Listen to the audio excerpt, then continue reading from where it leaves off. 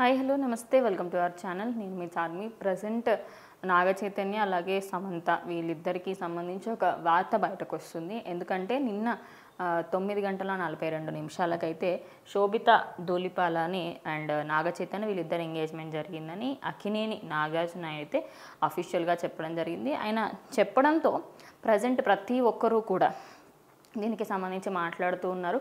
అయితే ఆగస్ట్ 8న ఇదే డేట్ రోజు ఒకప్పుడు సమంతకి నాగ చైతన్య ప్రపోజ్ చేశారని, ఇది ఎగ్జాక్ట్గా రివెంజ్ తీసుకుంటున్నారనేది వార్తలు సోషల్ మీడియాలో నిన్న సాయంత్రం నుంచి ఎక్కువగా చక్కర్లు కొడుతున్నాయి. అదేవిధంగా చూసుకుంటే ఈ సినిమాకి సంబంధించి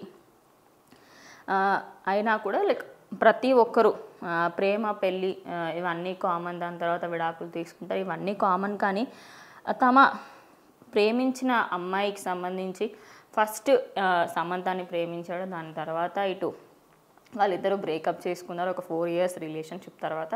మరి దాని తర్వాత సెకండ్ మ్యారేజ్ చేసుకున్నప్పుడు మరి ఆయన వేరే డేట్ ఏమైనా అనుకోవచ్చు కదా అంటే వేరే డేట్ అనుకోకుండా ఆగస్ట్ 8 నిన్న 2024లో పెళ్లి చేసుకోవడము ఒక విధంగా ప్రజెంట్ సోషల్ మీడియాలో దీని గురించి నెటిజన్స్ ఎలా అంటే శామ్ స్ట్రాంగ్గా ఉండు అంటూ సమంతాన్ అంటున్నప్పటికీ నాగ చైతన్య గుడ్ రివెంజ్ అంటూ బాగా చేసావు, ఇలానే చెయ్యాలి అంటూ కూడా ప్రజెంట్ చెప్పుకొస్తున్నారు.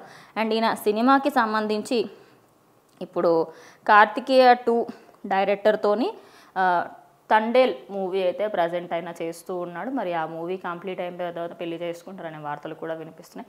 మరి అందులో ఎంత నిజం ఉంది ఏంటనేది వెయిట్ చేసి చూడాలి.